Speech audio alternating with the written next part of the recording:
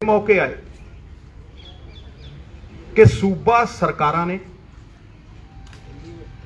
Centre दे आदेशां नूं नकारिया सिरे तो, चाहे वो अपनी डेमोक्रेटिक ताकत जिहड़ी लोकां ने उन्हां नूं दित्ती है वो वरत के, चाहे उन्हां दे चुणे नुमाइंदियां ने लोकां दी ताकत वरत के, चाहे जिहड़ी विधान ने सूबा सरकारां नूं ताकत दित्ती है वो वरत के सिरे तो सेंटर दीआं हदायतां नूं लागू नहीं होण दित्ता। चाहे कावेरी रिवर वाटर इशूज होवे, चाहे SYL का मुद्दा होवे, स्टेट खड़े रहे ने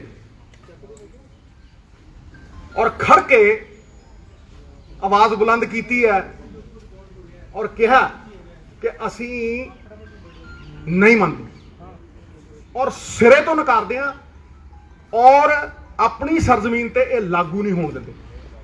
CANRC ये कानून भी सेंटर ने बड़ा रीसेंटली पास करके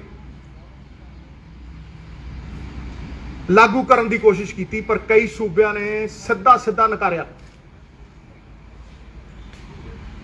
और लागू नहीं होने दिता।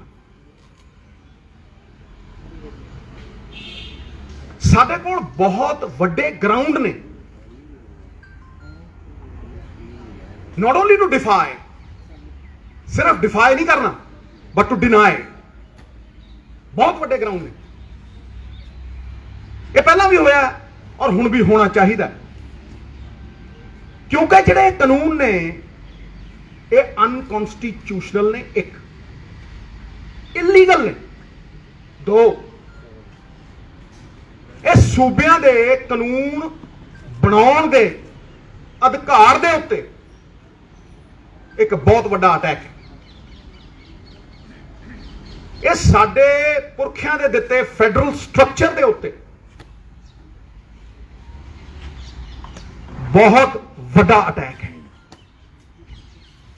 ये ठीक है कि अज पंजाब ने और राजस्थान ने अमेंडमेंट करके इन्हां कानूनों का पुरजोर विरोध किया, होना चाहिए, शलाघायोग।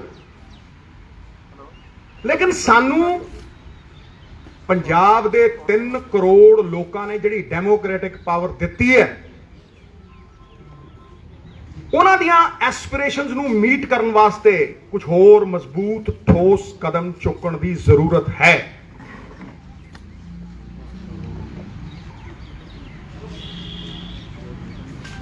क्योंकि अगर मैं ये देखदा अज इन्हां कानूनों वाल तो मैं उस हदायत नूं भी देखदा जिहड़ी तारीख ने और इतिहास ने साडे गुरुआं ने, पीरां ने, पैगंबरां ने सानू दित्ती। तारीख ने सदा ही सिख कौम को दिया है ये पैगाम कि हक मांगना तौहीन है, हक छीन लिया जाए। ये हक खोना पैना, क्योंकि कोई भी चीज गैर कानूनी है और मैं थोनू अज पूरी तरह प्रूव करूंगा कि किस तरह ये तिन्ने काले कानून सूबे के अधिकारां नूं खोंदे है। अनकॉन्स्टिट्यूशनल ने, they impinge and impede on the spirit of the constitution. Unconstitutional ने ये तिन्ने काले कानून पंजाब नूं नीलाम, जमीनां नीलाम और पंजाब नूं गुलाम बनाने का प्रयास है, जिहड़ा कि कोई पंजाबी स्वीकार नहीं कर रहा। ਉਹਦਾ एक प्रमाण है कि 2 करोड़ पंजाबी बाहर ते 3 करोड़ इत्थे पार्टियां तो उत्ते उठ के हरेक इस गल दे उत्ते खड़ा है कि इन्हां नूं लागू नहीं होण देना, इन्हां नूं इंप्लीमेंट नहीं होण देना। इतिहास दोहरा रहा। हुण मैं तुहानूं ये दस दिना कि how are these 3 farm laws unconstitutional and illegal? It's very clear. सब तो पहली चीज कि इन्हां फार्म लॉज का जिहड़ा मेन सबजैक्ट है वो एग्रीकल्चर ते market. 7th schedule of the constitution clearly says this lies in the domain of the state governments. ਇਹ ਸਟੇਟਾਂ ਦਾ ਅਧਿਕ੍ਰਿਤ ਏਰੀਆ ਹੈ। 7th schedule constitution ਦੀ ਬੜੀ ਕਲੀਅਰਲੀ ਕਹਿੰਦੀ ਹੈ।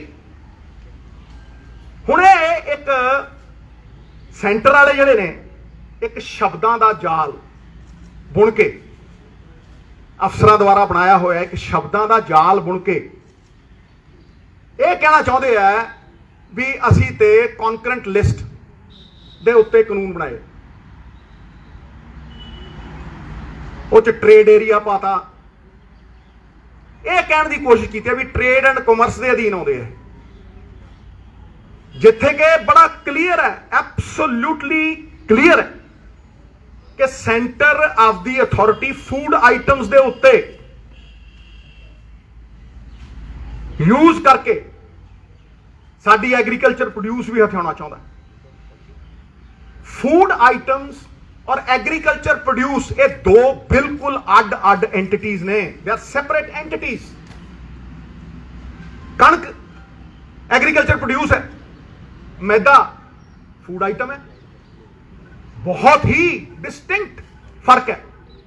सरों एग्रीकल्चर प्रोड्यूस है, सरों का तेल फूड आइटम है। ये डीमार्केट करने वाली गल्लां ने जिन्हां दी आड़ दे विच शब्द जाल बुन के ये जंजीरां च जकड़ रहे सन। जंजीरां चाहे सोने दियां होण, चाहे लोहे दियां होण, चाहे कानूनां दियां होण, ਇਹ ਬੰਦੇ ਨੂੰ ਗੁਲਾਮ ਬਣਾਉਂਦੀਆਂ ਨੇ, ਸੂਬਿਆਂ ਨੂੰ ਗੁਲਾਮ ਬਣਾਉਂਦੀਆਂ ਨੇ, ਫੈਡਰਲ ਸਟਰਕਚਰ ਨੂੰ ਖਤਮ ਕਰਦੀਆਂ ਨੇ। ਟੁੱਟ ਜਾਵਣਗੀਆਂ ਜੰਜੀਰਾਂ, ਤਾਲੇ ਖੁੱਲ ਜਾਣਗੇ। ਜਿਹੜੇ ਪੰਜਾਬ ਦੀ ਆਜ਼ਾਦੀ ਨਾਲ ਟਕਰਾਉਣਗੇ ਕੱਖਾਂ ਵਾਂਗ ਰੁੜ ਜਾਣਗੇ। ਪਹਿਲਾਂ ਨਹੀਂ ਕਦੇ ਜੰਗ ਹਾਰੀ ਫਾਰਮਰਾਂ ਨੇ, ਹੁਣ ਵੀ ਨਹੀਂ ਹਾਰ। ਅੱਗੇ ਚੱਲਦੇ ਆਪਾਂ। ਮੈਂ ਤੁਹਾਨੂੰ ਉਦਾਹਰਣ ਦਿੰਨਾ, ਐਗਜ਼ਾਮਪਲ ਦਿੰਨਾ। Farmers produce trade and commerce promotion facilitation act द्वारा ये कानून किस तरह कंप्लीटली इलीगल है। सेंटर की सरकार को कोई अधिकार नहीं स्टेट की जिहड़ी इंट्रा स्टेट प्रोड्यूस हुंदी है उहदी सेल परचेज दे उत्ते सैस लाउण दी, लैवी लाउण दी, किसी भी तरीके का फी लाउण दी।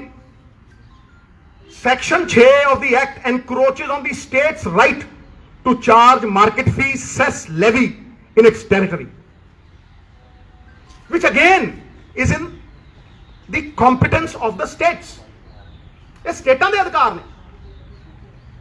ये पिछले दरवाजे तो एंट्रियां करते हैं शब्द जाल बुन के।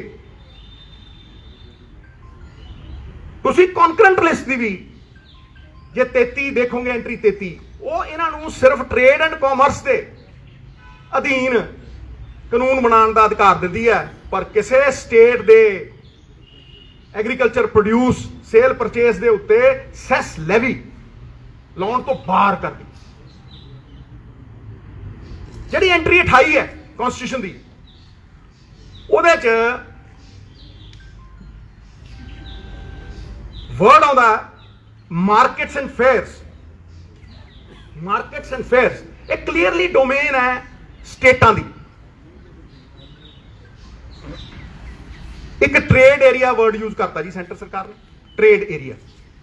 अज तक प्रूव नहीं कर सके भी कॉन्स्टिट्यूशन दे विच ट्रेड एरिया नाम का कोई शब्द है।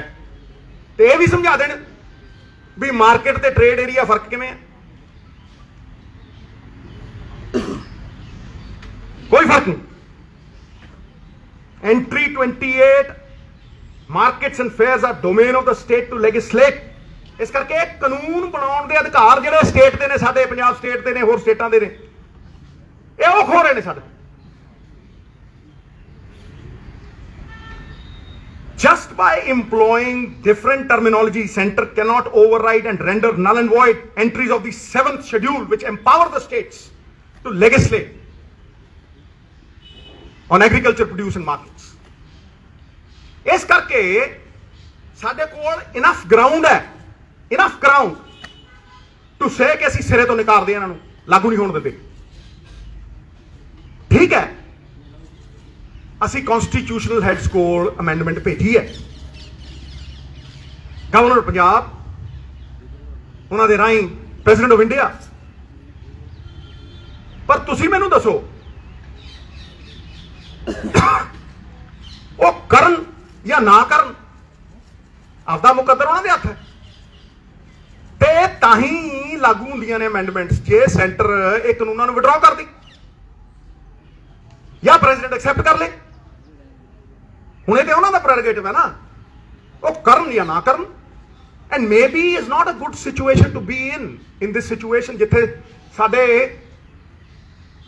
ਸ਼ੇਰਾਂ ਵਰਗੇ ਪੰਜਾਬੀ ਸ਼ਹਾਦਤਾਂ ਦੇ ਰਹੇ ਨੇ और सड़कों के उत्ते जिनके मत से बनती हैं सरकारें, वो दर दर भटक रहे सड़कों पे बेचारे। गलत है। और सानू इन्हां ग्राउंड्स के उत्ते उच्ची सुच्ची आवाज दे नाल नकार देना चाहिए और कह देना चाहिए कि असी अपना डेमोक्रेटिक राइट जिहड़ा सानू लोकां ने दिता है इलैक्शन जिता के, विधानिक हक उन्होंने इस्तेमाल करके इनू अगे ले जाके नकारदे हां, सिरे तो नकारदे हां।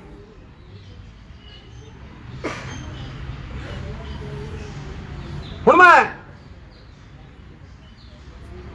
इस तो अगे वधा after defiance and denial of these unconstitutional laws, मैं कहना कि बड़े लोग ये कही जाते जी कि the game is over, centre ने तो पास करते। the game is not over, we can be game changers if we rise above blame game। असी गेम चेंजर बन सकते हैं। सानू किसी ने नहीं रोकया अपनी डेमोक्रेटिक पावर टू लैजिस्लेट करन तो, किसी ने नहीं रोकया। असी अपने कानून खेतर दे विच लॉ बना सकते हैं और किसानां दे मुकद्दर नूं पूरी तरह बदल सकते हैं। वक्त की जरूरत है और सानू वो डेमोक्रेटिक जिहड़ा राइट है उन्होंने एक्सरसाइज करना चाहिए, अपना मुकद्दर अपने हाथ च लेना चाहिए। किस तरह? मेरी मांग है कि असी अपने कानून बनाइए जिहदा सेंटर ना कोई लेना देना नहीं, जिहदा सेंटर ना कोई सरोकार नहीं। मैं पहले कानून की गल करदा जिहड़ा साडे अख्तियार दे विच है, which is an hour domain completely. Expansion of MSP and procurement. असी सिर्फ कणक और झोने दे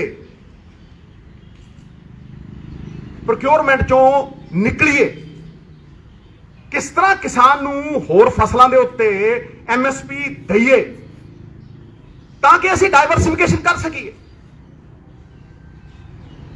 क्योंकि तुसी अगर झोना देखो, झोना लाउणा किसान की मजबूरी है,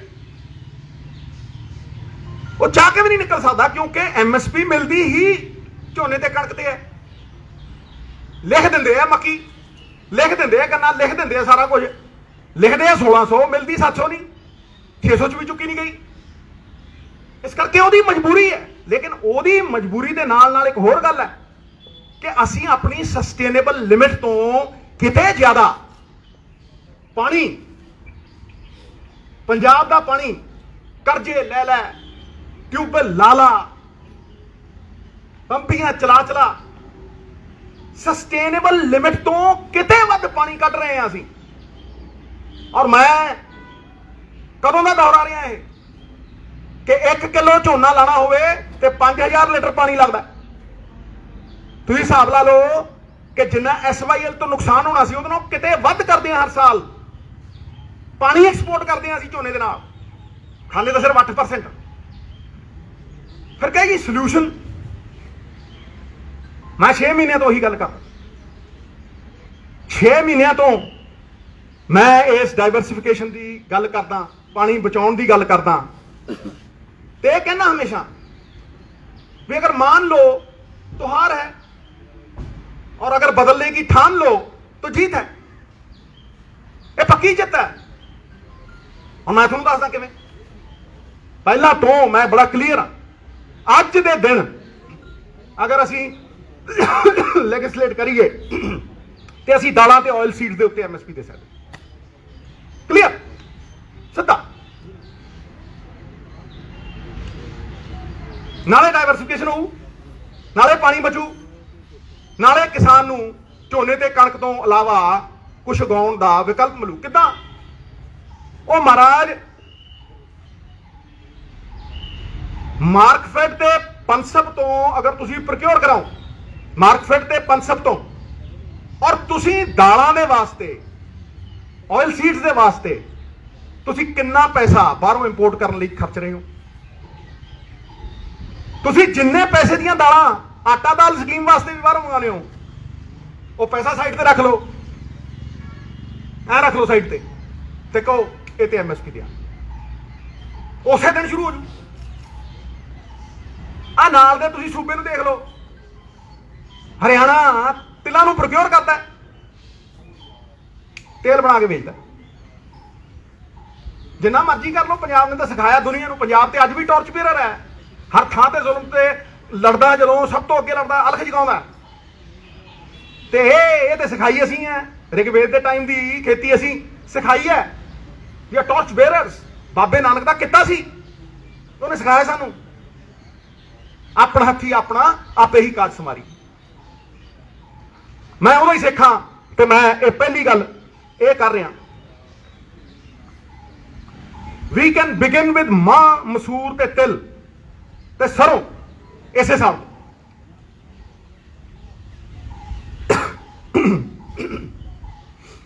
सितंबर दे विच मैं सब्जियां दी गल कीती सी। सितंबर च 6 महीने पहले, हुण होर भी करदे, बहुत चंगी गल है, मैं स्वागत करता। पर मैं पहले दे विच क्यों नहीं ऐड किया? क्योंकि एक सिस्टम है, एक प्रोसीजर है। दूजा जिहड़ा मैं कानून बनाउण दी गल करदा, वो इस चीज को फैसिलिटेट करूगा। चॉइस साडी है। हौली हौली हौली हौली तुसी जिन्ना मर्जी प्रोग्रेस कर लो। धीरे धीरे रे मना धीरे सब कुछ होए, माली सिंचे 100 घड़ा ऋतु आए फल होए। क्यों कहना कि फार्मरां नूं तुसी होल्डिंग कैपेसिटी दिओ। Give them holding capacity through storage infrastructure. 5-5 पिंडां दे विच एक कोल्ड स्टोरेज बनाओ। किन्ना क पैसा लगदा भाई? हैं किन्ना पैसा लगता? क्योंकि जिदन तुसी उहनूं स्टोरेज की कैपेसिटी दोगे, होल्डिंग कैपेसिटी दोगे, उहदे च बारगेनिंग कैपेसिटी आपे आ जाए। वो खड़ा होकर कहूगा ट्रेडर नूं भी आ भाई इन्ने दा दूं। पेरिशेबल कमोडिटीज ने ये, उहदे कोल स्टोरेज कैपेसिटी नहीं है। दवे सरकार है क्यों नहीं दे सकती? तो फिर तुसी जे तुसी अनाज वास्ते वेयर हाउस पूरे प्रॉपर, दालां मैं क्यों कहा? क्योंकि साढ़े को वेयर हाउस है, जिवें कणक स्टोर करते हैं उदा असीं दालां स्टोर कर सकते हैं। पर जे तुसीं सब्जियां स्टोर करनियां ने, तुहानूं कोल्ड स्टोरेज चाहिए है। जदों मैं ਅੰਮ੍ਰਿਤਸਰ ਦਾ MP ਹੁੰਦਾ ਸੀਗਾ ਤੇ ਰੌਲਾ ਪਾ ਕੇ ਉਦੋਂ ਫਲਾਈਟਾਂ ਸ਼ੁਰੂ ਕਰਾਈਆਂ ਸੀਗੀਆਂ ਤੇ ਇੱਥੋਂ ਬਰਮਿੰਗਮ ਤੇ ਟੋਰਾਂਟੋ ਜਾਂਦੀਆਂ ਹੁੰਦੀਆਂ ਸਬਜ਼ੀਆਂ 10-10 ਗੁਣਾ ਵੇਚਦੀਆਂ ਹੁੰਦੀਆਂ ਸੀ। ਹੁਣ ਖਾਂਦੇ ਆ ਉਹ ਬਰਸਲ ਸਪਰਾਊਟ। ਕਿਉਂ ਖਾਣ ਬਈ? ਸਾਡੀ ਗੋਭੀ ਕਿਉਂ ਨਾ ਖਾਣ? ਸਾਡੀਆਂ ਸਬਜ਼ੀਆਂ ਕਿਉਂ ਨਾ ਖਾਣ? ਪਰ ਉਹ ਤਾਂ ਹੀ ਹੈ ਕਿ ਜੇ ਤੁਸੀਂ ਉਹਨਾਂ ਨੂੰ ਅਲਾਉ ਕਰੋਗੇ, ਤੁਸੀਂ ਉਹਨਾਂ ਨੂੰ ਫੈਸਿਲਿਟੇਟ ਕਰੋਗੇ। ਕਿਸਾਨ ਤੇ ਆਰਗੈਨਿਕ ਖੇਤੀ ਵੀ ਕਰਨਾ ਚਾਹੁੰਦਾ, ਕੋਈ ਬਾਂਹ ਫੜੇ, ਬਾਂਹ ਫੜੇ। ਮੈਂ ਤੇ ਜਰੀਏ ਦੱਸਦਾ ਨਾਲ ਕਿਸੇ ਵੀ ਇਹ ਅੰਬਾਨੀ ਅਡਾਨੀ ਦੀ ਤਾਕਤ ਕੀ ਹੈ? ਜਰਾ ਸੋਚੋ, ਉਹਦੀ ਤਾਕਤ ਇਹੀ ਹੈ ਵੀ ਉਹ ਪੋਲਾ ਜਿਹਾ ਲੈਂਦਾ ਮਾਲ, ਹੁਣ ਤੇ ਉਹਨੂੰ ਲਾਇਸੈਂਸ ਦੇਤਾ ਵੀ ਭਾਈ ਤੂੰ 50 ਗੁਣੇ ਵੇਚ ਤੇ 100 ਗੁਣਾ ਵੇਚ, ਉਹ ਰੱਖ ਲੈਂਦਾ ਕਿ ਨਹੀਂ ਰੱਖਦਾ। ਫਿਰ ਉਹ ਜੋ ਜੀ ਕਰਦਾ ਮਨਮਾਨੀ ਕਰਦਾ, ਤੇ ਭਾਈ ਸਰਕਾਰ ਬਾਂਹ ਕਿਉਂ ਨਾ ਫੜੇ ਕਿਸਾਨ ਦੀ, ਫਿਰ ਉਹ ਕਿਉਂ ਸੜਕ ਤੇ ਜਾਊ। ਤੀਜੀ ਗੱਲ ਜਿਹੜੀ ਮੈਂ ਕਹਿ ਰਿਹਾ, ਔਰ ਇਹਦੇ ਵਿੱਚ ਹੀ ਸਾਰਾ ਕੁਝ ਆਊ, ਉਹ ਹੈਗੀ ਕੋਆਪਰੇਟਿਵ। ਸਾਨੂੰ ਆਪਣਾ ਕੋਆਪਰੇਟਿਵ ਦਾ ਕਾਨੂੰਨ ਅਮੈਂਡ ਕਰਨਾ ਪਏਗਾ। ਵੇਖੋ, ਕੋਆਪਰੇਟਿਵ ਨੂੰ ਰਜਿਸਟਰ ਕਦੋਂ ਕਰਨਾ, ਉਹਨੂੰ ਚਲਾਉਣਾ ਕਿਵੇਂ, ਉਹਦੀ ਮੈਨੇਜਮੈਂਟ ਇਹ ਕਿਸਾਨ ਦੇ ਹੱਥ 'ਚ ਹੋਣੀ ਚਾਹੀਦੀ ਹੈ, ਅੱਜ ਅਫਸਰਾਂ ਦੇ ਹੱਥ 'ਚ। ਹੁਣ ਉਹੀ ਤੁਸੀਂ ਘੁੰਡੀਆਂ ਜਿਹੀਆਂ ਪਵਾ ਲਓ ਅਫਸਰ ਤੋਂ ਕਿਸੇ ਤੋਂ, ਤੇ ਕਹੋ ਜੀ ਅਸੀਂ ਕਿਸਾਨ ਲਈ ਕੋਆਪਰੇਟਿਵ ਬਣਾਤੇ, ਤੇ ਗਲਤ ਹੈ। ਤੁਹਾਨੂੰ ਕੋਈ ਮਿਹਨਤ ਕਰਨ ਦੀ ਲੋੜ ਨਹੀਂ, ਕੋਈ ਇਹੋ ਜਿਹੇ ਕਾਨੂੰਨ ਬਣਾਉਣ ਦੀ ਲੋੜ ਨਹੀਂ। ਮੈਂ ਤੁਹਾਨੂੰ ਕਹਿ ਰਿਹਾ ਕਿ ਪਲੈਨਿੰਗ ਕਮਿਸ਼ਨ ਨੇ ਕੋਆਪਰੇਟਿਵ ਐਕਟ 1991 ਬਣਾਇਆ ਹੋਇਆ, ਕੁਛ ਕਰਨ ਦੀ ਲੋੜ ਨਹੀਂ। ਉਹ ਅਧਿਕ੍ਰਿਤ ਕਰਦਾ ਹੈ, ਅਧਿਕਾਰ ਦਿੰਦਾ ਹੈ ਕਿਸਾਨ ਨੂੰ ਵੀ ਉਹ ਆਪ ਰਜਿਸਟ੍ਰੇਸ਼ਨ ਕਰਾਏ। ਹੁਣ ਤੇ ਉਹ ਗੁਲਾਮ ਹੈ ਰਜਿਸਟਰਡ ਕੋਆਪਰੇਟਿਵ ਸੁਸਾਇਟੀ ਦਾ, ਜਦ ਜੀ ਕਰੇ ਕੱਟ ਦੇ, ਜਦ ਜੀ ਕਰੇ ਬਣਾ ਦੇ। ਇਹ ਬਣਾਓ ਨਾ।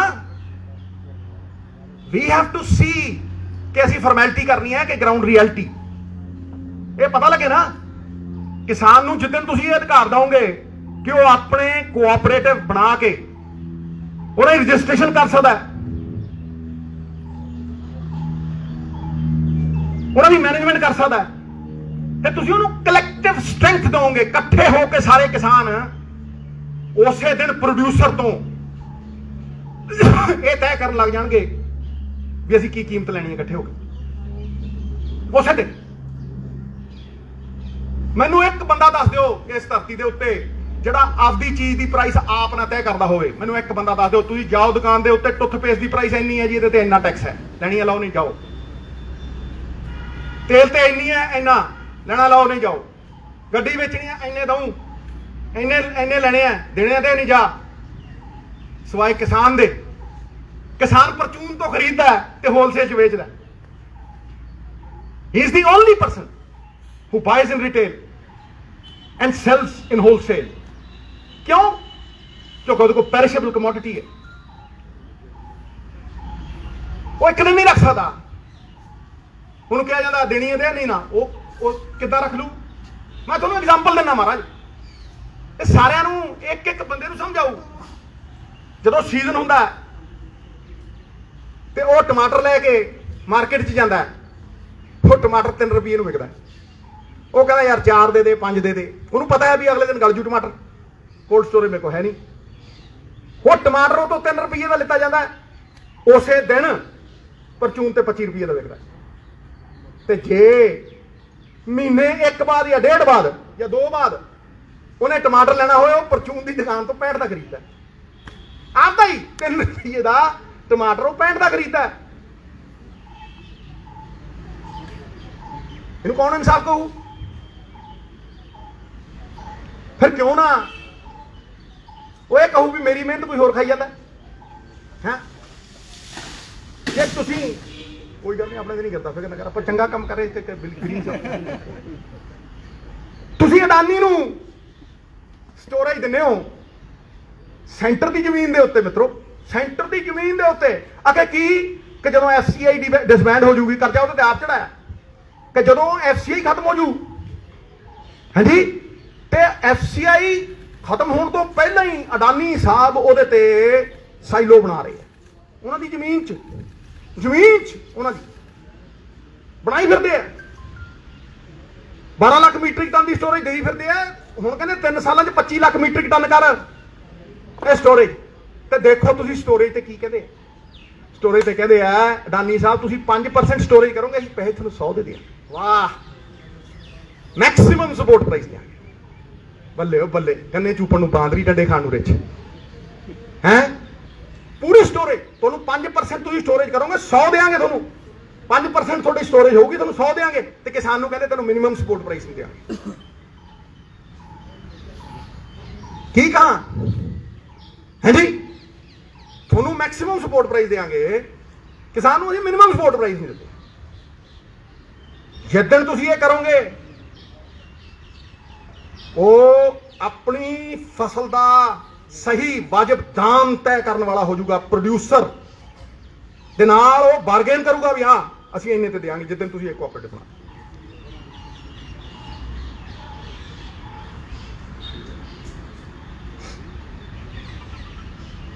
ਅਗਲੀ ਜਾਲੀ ਮੈਂ ਗੱਲ ਕਰਨੀ ਚਾਹੁੰਦਾ, ਇਹ ਕਿਸਾਨ ਨੂੰ ਫੇਸ ਟੂ ਫੇਸ ਕੈਪੀਟਲਿਸਟ ਦੇ ਨਾਲ ਐਟ ਪਾਰ ਖੜਾ ਕਰ ਦੂ। ਐਟ ਪਾਰ ਬੜੇ ਨੇ, ਤੁਸੀਂ ਉਹ ਮੁੱਲ ਵਾਲੇ ਦੇਖ ਲਓ, ਹੋਰ ਦੇਖ ਲਓ, ਕਿੰਨੇ ਦੇਖ ਲਓ, ਆਪਣੇ ਵੇਰਕੇ ਦੇਖ ਲਓ। ਇੱਕ 2 ਏਕੜ ਵਾਲਾ 2 ਕਿਲੋ ਵਾਲਾ ਤੇ 100 ਕਿਲੋ ਵਾਲਾ ਸੇਬ ਦੇਖ ਲਓ, ਜਾ ਕੇ ਦੇਖ ਲਓ, ਤੁਹਾਨੂੰ you will see it yourself. ਇਹ ਕਲੈਕਟਿਵ ਸਟਰੈਂਥ, ਬਾਰਗੇਨਿੰਗ ਕੈਪੈਸਿਟੀ, ਇੱਕ ਪ੍ਰੋਡਿਊਸਰ ਨੂੰ ਉਹਦਾ ਹੱਕ ਸਾਨੂੰ ਦੇਣਾ ਪਊ। ਨੰਬਰ 3, ਨੰਬਰ 4 ਹੀ ਹੋ ਗਿਆ, ਕੋਆਪਰੇਟਿਵ ਹੋ ਗਏ। ਫਿਰ ਇਹ ਨੰਬਰ 4 ਐਗਰੀਕਲਚਰ ਲੇਬਰ।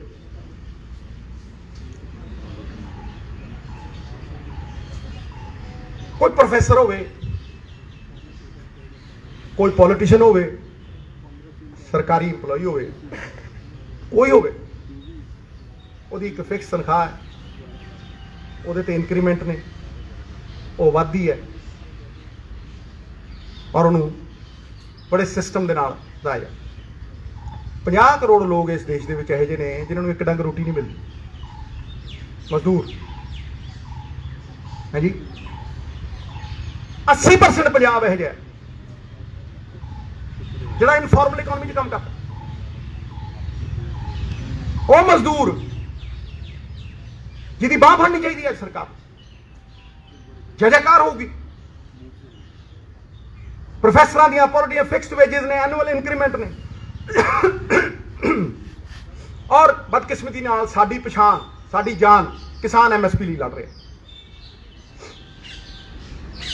ਮੈਂ ਮੰਗ ਕਰਦਾ, ਇਹ ਤਾਂ ਦੇਖ ਹੀ ਲਿਆ ਕਿ ਸਰਕਾਰਾਂ ਕਾਰਪੋਰੇਟਸ ਲਈ ਕੀ ਕਰਦੀਆਂ ਨੇ, 0.1% ਲੋਕਾਂ ਲਈ ਕੀ ਕਰਦੀਆਂ ਨੇ।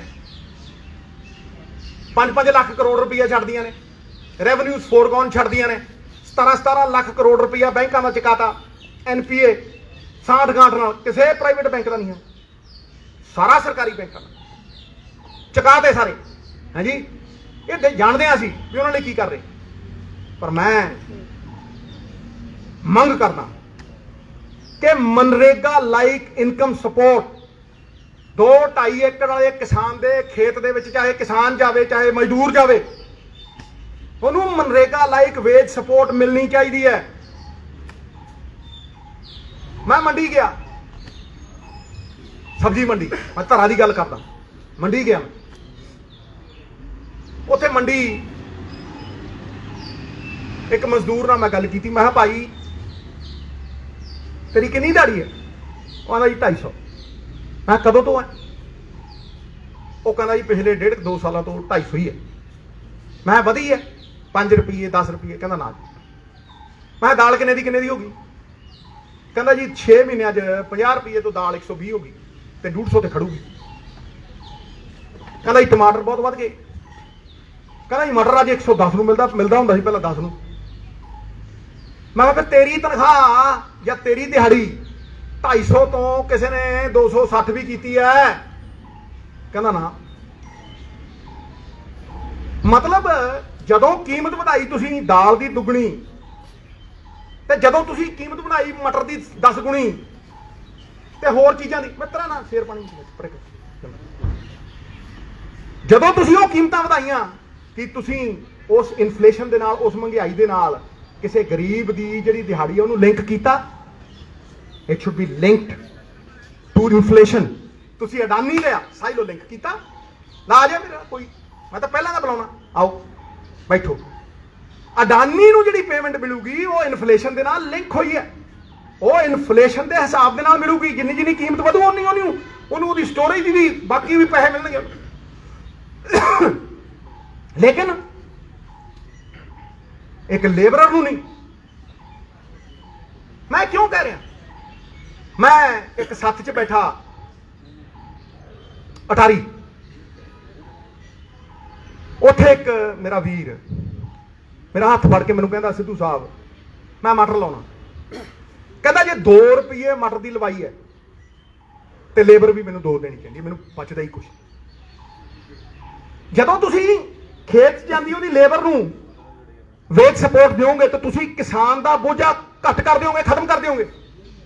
ਜਿਹੜੇ 2 ਰੁਪਏ ਉਹ ਦਿੰਦਾ ਲੇਬਰ ਨੂੰ, ਜਦੋਂ ਸਰਕਾਰ ਇਨਫਲੇਸ਼ਨ ਦੇ ਨਾਲ ਲਿੰਕ ਕਰਕੇ ਬਕਾਇਆ ਪੇ ਕਰੂਗੀ ਤੇ ਬੱਲੇ ਬੱਲੇ ਹੋਊ, ਨਾਲੇ ਗਰੀਬ ਦੀ ਨਾਲੇ ਕਿਸਾਨ ਦੀ, ਛੋਟੇ ਦੀ।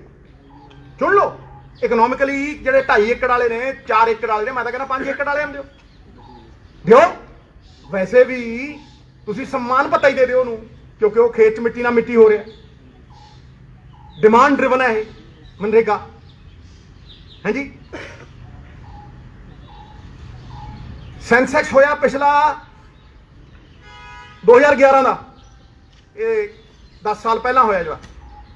ਹਾਂਜੀ, ਉਹ 'ਚ ਦਲਿਤ ਵੀਰ ਪੰਜਾਬ ਦੇ ਵਿੱਚ 32% ਸੀ। ਅੱਜ 10 ਸਾਲ ਬਾਅਦ ਲਾ ਲਓ 35% ਪੱਕੇ ਨੇ। 35-36% ਦਲਿਤ ਵੀਰਾਂ ਕੋਲ 2% ਜ਼ਮੀਨ ਹੈ, ਚਾਹੇ ਰਹਿਣ ਨੂੰ ਹੋਵੇ ਚਾਹੇ ਵਾਹਣ ਨੂੰ। 35% ਦਲਿਤ ਵੀਰਾਂ ਦੀ ਆਬਾਦੀ ਕੋਲ ਸਿਰਫ 2%। ਹਾਂਜੀ, ਉਹਨਾਂ ਦੀ ਬਾਹ ਫੜੋ ਨਾ, ਉਹ ਲੇਬਰ ਕਰਦੇ। ਦੇਖ ਲਓ ਜਾ ਕੇ, ਸਵੇਰੇ ਲੇਬਰ ਚੌਂਕ ਖੜ ਜਾਓ, ਉੱਥੇ ਨਹੀਂ ਕਰਨਾ ਜਿਹੜਾ ਕਿਸਾਨ ਦਾ। ਹੋਰ ਛੱਡੋ, ਅੰਮ੍ਰਿਤਸਰ ਦੀ ਸਬਜ਼ੀ ਮੰਡੀ ਸਭ ਤੋਂ ਵੱਡੀ ਹੈ, ਉੱਥੇ ਜਾ ਕੇ ਪਤਾ ਕਰ ਲਓ ਵੀ ਜੋ ਸਿੱਧੂ ਕਹਿੰਦਾ ਸਹੀ ਹੈ ਕਿ ਨਹੀਂ। 250 ਤੋਂ ਵਧੀ ਹੈ।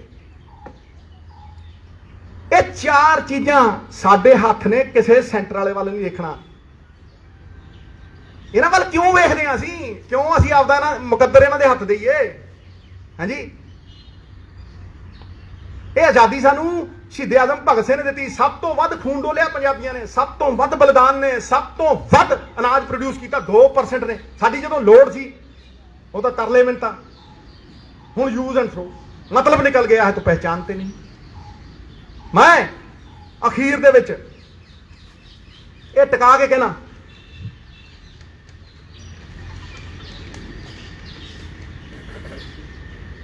ਨੰਬਰ 2 ਪੁਆਇੰਟ ਸੀ ਇਹਦਾ ਕੈਪੈਸਿਟੀ ਟੂ ਬਾਰਗੇਨ। ਮੈਂ ਕਹਿ ਹੀ ਦਿੱਤਾ ਹੋਲਡਿੰਗ ਕੈਪੈਸਿਟੀ। ਮੈਂ ਐਂਡ ਕਰਦਾ, ਆਪਣਾ ਪ੍ਰਣ ਕਰਦਾ, ਹਰ ਪੰਜਾਬੀ ਕਰੀ ਬੈਠਾ ਕਿ ਪ੍ਰਣ ਕਰਦੇ ਆ ਆਜ਼ਾਦੀ ਦੀ ਸ਼ਾਮ ਨਹੀਂ ਹੋਣ ਦਿਆਂਗੇ। ਭਗਤ ਸਿੰਘ, ਉਧਮ ਸਿੰਘ, ਸਰਾਭਾ ਸਾਹਿਬ ਵਰਗੇ ਵੀਰਾਂ ਦੀਆਂ ਸਮਾਧੀਆਂ ਨੂੰ ਬਦਨਾਮ ਨਹੀਂ ਹੋਣ ਦਿਆਂਗੇ। ਜਦ ਤੱਕ ਤਨ ਵਿੱਚ ਗਰਮ ਲਹੂ ਦੀ ਇੱਕ ਬੂੰਦ ਵੀ ਬਾਕੀ ਹੈ, ਪੰਜਾਬ ਦੀ ਸਰਜ਼ਮੀਨ ਨੂੰ ਨਿਲਾਮ ਨਹੀਂ ਹੋਣ ਦੇ। ਇਹ ਪ੍ਰਣ, ਮੈਂ ਖੜਾ, ਮੈਨੂੰ ਕੁਝ ਨਹੀਂ ਚਾਹੀਦਾ। ਇਹ ਮੈਂ ਮੰਗਾ ਰੱਖਣੀ, ਸ਼ੇਰਾਂ ਦੀ ਕੌਮ ਹੈ ਪੰਜਾਬੀ।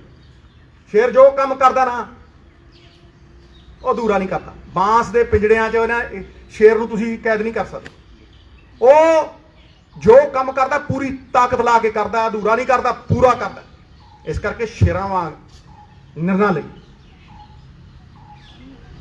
ਔਰ ਇਸ ਕਾਲੇ ਕਾਨੂੰਨਾਂ ਦੀ ਕੈਦ ਦੇ ਵਿੱਚੋਂ ਆਜ਼ਾਦ ਹੋਈਏ। ਸਾਨੂੰ ਹੱਕ ਦਿੱਤੇ ਹੈ, ਜਮਹੂਰੀਅਤ ਦੇ ਹੱਕ, ਲੋਕਤੰਤਰਿਕ ਹੱਕ ਦਿੱਤੇ ਹੈ ਸਾਨੂੰ। ਪੰਜਾਬ ਦੇ ਲੋਕਾਂ ਨੇ ਆਸ ਦੇ ਨਾਲ ਦੇਖਦੇ ਆ, ਉਮੀਦ ਦੇ ਨਾਲ ਦੇਖਦੇ ਆ, ਵਿਸ਼ਵਾਸ ਦੇ ਨਾਲ ਦੇਖਦੇ ਆ। ਔਰ ਮੈਨੂੰ ਆਸ ਹੈ ਕਿ ਅਸੀਂ ਜਿਨ੍ਹਾਂ ਨੂੰ ਜਿਤਾਇਆ ਆਸਾਂ ਦੇ ਨਾਲ, ਉਹਨਾਂ ਦੀ ਪਿੱਠ ਨਹੀਂ ਲਗਾਉਂਦੇ। ਬੋਲੇ ਸੋ ਨਿਹਾਲ, ਸਤਿ ਸ੍ਰੀ ਅਕਾਲ। ਥੈਂਕ ਯੂ ਵੈਰੀ ਮਚ, ਬਹੁਤ ਬਹੁਤ ਸ਼ੁਕਰੀਆ। ਸਰ ਪ੍ਰਪੋਜ਼ਲ ਦਿੱਤੀ ਤੁਸੀਂ ਆਪਣੀ ਸਰਕਾਰ ਨੂੰ। ਦੇਖੋ ਸਰ, ਪਹਿਲੀ ਗੱਲ ਤੇ ਐਤਕੀ CLP ਹੋਈ ਨਹੀਂ ਸੀ। ਮੈਂ ਤੇ ਬੈਠਾ ਹੀ ਹਾਂ, ਜਦੋਂ ਬੁਲਾਉਂਦੇ ਆ ਮੈਂ ਹਮੇਸ਼ਾ ਹੀ ਜਾਣਾ। ਮੇਰੇ ਤੇ ਪ੍ਰਪੋਜ਼ਲ ਬੰਦ ਕਮਰਿਆਂ 'ਚ ਵੀ ਨੇ, ਖੁੱਲੇ ਆਮ ਵੀ ਨੇ, ਹਰ ਥਾਂ ਤੇ ਦਿੱਤੇ ਆ। ਭਾਵੇਂ ਮਤਲਬ ਤੁਸੀਂ ਹੁਣ ਗੱਲ ਨੂੰ ਘੁਮਾਈਓ ਨਾ, ਕਿਸੇ ਹੋਰ ਪਾਸੇ ਨਾਲ ਜਾਈਏ। ਦੇਖੋ ਮੈਂ ਤੇ ਪ੍ਰਪੋਜ਼ਲ, ਚਾਹੇ ਮਾਈਨਿੰਗ ਹੋਵੇ, ਚਾਹੇ ਕੋਈ ਪ੍ਰਪੋਜ਼ਲ, ਮੈਂ ਤਾਂ ਮੈਨੂੰ ਲੱਗਦਾ 100 ਪ੍ਰਪੋਜ਼ਲ ਦਿੱਤੀ। ਦੇਖੋ ਜਿਨ੍ਹਾਂ ਨੇ ਨਿਰਣੇ ਲੈਣੇ ਆ, ਮੇਰੀ ਦੇਖੋ ਅਸੀਂ ਤੇ ਮੰਗ ਹੀ ਕਰ ਸਕਦੇ ਆ। ਹਰੇਕ ਪੋਲੀਟੀਸ਼ੀਅਨ ਮੰਗ ਕਰਦਾ, ਕੋਈ ਚਿੱਠੀ ਲਿਖਦਾ, ਕੋਈ ਕੁਛ ਕਰਦਾ। ਇਸ ਕਰਕੇ ਅਸੀਂ ਵੀ ਨੀਵੇਂ ਹੋ ਕੇ, ਨਿਮਾਣੇ ਹੋ ਕੇ ਮੰਗ ਕਰਦੇ। ਮਹਾਰਾਜ ਮੈਂ ਹਰ ਬਲੂ ਪ੍ਰਿੰਟ ਦਿੱਤਾ, ਤੁਸੀਂ ਮੇਰੇ ਚੈਨਲ ਦੇ ਉੱਤੇ ਦੇਖ ਲਓ, ਹਰ ਥਾਂ ਤੇ ਚੱਲਦਾ ਉਹ। ਸਰ ਪੰਜਾਬ 'ਚ ਕਿਹੜੇ ਜ਼ਿਲ੍ਹੇ ਤੋਂ ਸ਼ੁਰੂ ਕਰਨਾ? ਮੇਰੀ ਗੱਲ ਨੂੰ ਸੁਣੋ, ਮੇਰੀ ਬੜੇ ਧਿਆਨ ਨਾਲ ਗੱਲ ਨੂੰ ਸੁਣੋ। ਹਰੇਕ ਚੀਜ਼ ਮੈਂ ਹੀ ਨਹੀਂ ਕਰੀ ਜਾਂਦੀ। ਇੱਕ ਗੱਲ ਨੂੰ ਸਮਝੋ ਕਿ ਜਦ ਤੱਕ ਸਰਕਾਰ ਇਹਦੇ 'ਚ ਇੰਟਰਸਟ ਦਿਖਾਊਗੀ ਮੈਨੂੰ ਕਹਿਣਗੇ ਮੈਂ ਪਟਾਕ ਦੇਣੇ ਦੇ ਦੂੰ ਔਰ ਕੋਈ ਉਹਨੂੰ ਚੈਲੰਜ ਕਰ ਦੂਗਾ ਤਾਂ ਮੈਨੂੰ ਕਹਿ ਦਿਓ ਮੈਨੂੰ ਦੇਖੋ ਇੱਕ ਗੱਲ ਨੂੰ ਸਮਝ ਲਓ ਇਹ ਤੇ ਮੈਂ ਸੁਝਾਅ ਵੀ ਦੇ ਰਿਹਾ ਮੰਗ ਵੀ ਕਰ ਰਿਹਾ ਔਰ ਇਹਨੂੰ ਆਪਾਂ ਕਿਸੇ ਹੋਰ ਪਾਸੇ ਨਾ ਲਿਜਾਈਏ ਜੋ ਮੈਂ ਕਿਹਾ ਉਹਦੇ ਤੇ ਖੜੀਏ ਇਸੇ ਕਰਕੇ ਮੈਂ ਸਵਾਲਾਂ ਦੇ ਜਵਾਬ ਦੇਣ ਤੋਂ ਕਰਾਉਣਾ ਕਿਉਂਕਿ ਮੈਂ ਆਪਣੇ YouTube ਚੈਨਲ ਦੇ ਉੱਤੇ ਇਹ ਗੱਲਾਂ ਅੱਜ ਦੀਆਂ ਨਹੀਂ ਕਰਦਾ ਇਹ ਸਤੰਬਰ 'ਚ ਕਿਹਾ ਸੀ ਮੈਂ ਸਬਜ਼ੀਆਂ ਸਟੋਰੇਜ ਕੈਪੈਸਿਟੀ ਐਗਰੀਕਲਚਰ ਤੇ ਕੀ ਕਹਿਣਾ ਚਾਹੀਦਾ ਸਭ ਕੁਝ ਆਨਲਾਈਨ ਔਨ ਰਿਕਾਰਡ ਪਿਆ ਸਿੱਧੂ ਸਾਹਿਬ ਔਨ ਰਿਕਾਰਡ ਖੇਤੀਬਾੜੀ ਨੀਤੀ ਬਣਾਈ ਸੀ 3 ਸਾਲ ਪਹਿਲਾਂ ਉਹਦਾ ਖਰੜਾ ਹਜੇ ਤੱਕ ਨਹੀਂ ਦਿਖਾਇਆ ਵੀ ਕੀ ਬਣਾਇਆ ਦੇਖੋ ਕੀ ਨਹੀਂ ਭਾਜੀ ਬਣਾਇਆ ਲਾਗੂ ਅਸੀਂ ਨਹੀਂ ਦੇਖੋ ਮੇਰੀ ਗੱਲ ਨੂੰ ਸੁਣੋ ਅਸੀਂ ਇੱਕ ਦਾਇਰੇ 'ਚ ਬੰਨੇ ਹੋਏ ਆ ਅਨੁਸ਼ਾਸਨ 'ਚ ਬੰਨੇ ਹੋਏ ਆ ਜਿਹੜਾ ਹੱਕ ਕਮੇਟੀ ਰਿਪੋਰਟ ਮੈਂ ਚੇਅਰਮੈਨ ਸੀ ਨਾਲ ਮੰਤਰੀ ਭਾਜੀ ਸੀ 2-3 ਵਜ਼ੀਰ ਸੀ ਪੂਰੀ ਦਿੱਤੀ ਹੋਈ ਆ ਹੁਣ ਤੁਹਾਡੇ ਥਰੂ ਸੁਣਨ ਦੇ ਸਕਦਾ ਮੈਂ ਪਰ ਸਰਕਾਰ ਨੇ ਇਹਦਾ ਟੇਬਲ ਦੇਖੋ ਇਹ ਗੱਲ ਮੈਂ ਇਹਦਾ ਜਵਾਬ ਨਹੀਂ ਦੇਣਾ ਚਾਹੁੰਦਾ ਕਿਉਂਕਿ ਫਿਰ ਤੁਸੀਂ ਦਿੱਲੀ ਦੀਆਂ ਬਰੂਹਾਂ ਤੇ ਕਿਸਾਨਾਂ ਨੂੰ ਬੈਠਣ ਨੂੰ ਬੜੇ ਦਿਨ ਹੋ ਗਏ ਕੇਂਦਰ ਦੀ ਸਰਕਾਰ ਦੀ ਮਨਸ਼ਾ ਕੀ ਲੱਗਦੀ ਹੈ ਤੁਹਾਨੂੰ ਕੇਂਦਰ ਦੀ ਸਰਕਾਰ ਦੀ ਮਨਸ਼ਾ ਦੱਸੀ ਨਹੀਂ ਮਿੱਤਰ ਇਹ ਮਤਲਬ ਕੀ ਕਰ ਰਹੇ ਹੈ ਇਹ 90% ਲੋਕਾਂ ਨੂੰ ਮਾਰ ਕੇ ਕਿ ਲੜਾਈ ਮੈਂ ਪਹਿਲੇ ਦਿਨ ਕਿਹਾ ਸੀ ਉੱਥੇ ਮਾਲੋਵਾਲ ਕਿਹਾ ਸੀਗਾ ਇਹ ਲੜਾਈ ਕਿਤੇ ਇਕੱਲੇ ਕਿਸਾਨ ਦੀ ਹੈ ਕਿਸਾਨ ਤੇ ਟਾਰਚ ਬੇਰਰ ਹੈ ਇਹ ਲੜਾਈ ਤੇ ਸਾਰੇ ਹਿੰਦੁਸਤਾਨ ਦੀ ਹੈ ਇਹਦੇ 0.1% ਲੋਕਾਂ ਨੂੰ ਵੀ ਦੇਖੋ ਰਿਟੇਲ ਅੰਬਾਨੀ ਹੁੰਦੇ ਸਾਰੀ ਸਟੋਰੇਜ ਵਾਢਿਓ ਲੈ ਕੇ ਐਂਡ ਤੱਕ ਸਾਰੀ ਦੀ ਸਾਰੀ ਸਟੋਰੇਜ ਸਟੇਟਾਂ ਦੀ ਐਫਸੀ ਮਾਰਤੀ ਸਾਰੇ ਸਰਕਾਰੀ ਅਦਾਰੇ ਮਾਰ ਕੇ ਦੇ ਜਾਂਦੇ सिद्धू साहब ट्वीट कर रहे हैं ਕਰਦੇ ਰਹੇ ट्वीट कर दे रहे हैं जिस जंग में बादशाह की जान को खतरा ना हो उसे जंग नहीं राजनीति कहते हैं जंग केड़ी है बादशाह खोने जी ਤੂੰ ਜਾਨੀ ਜਾਣਾ ਤੂੰ ਸਭ ਕੁਝ ਜਾਣਦਾ thank you very much god bless all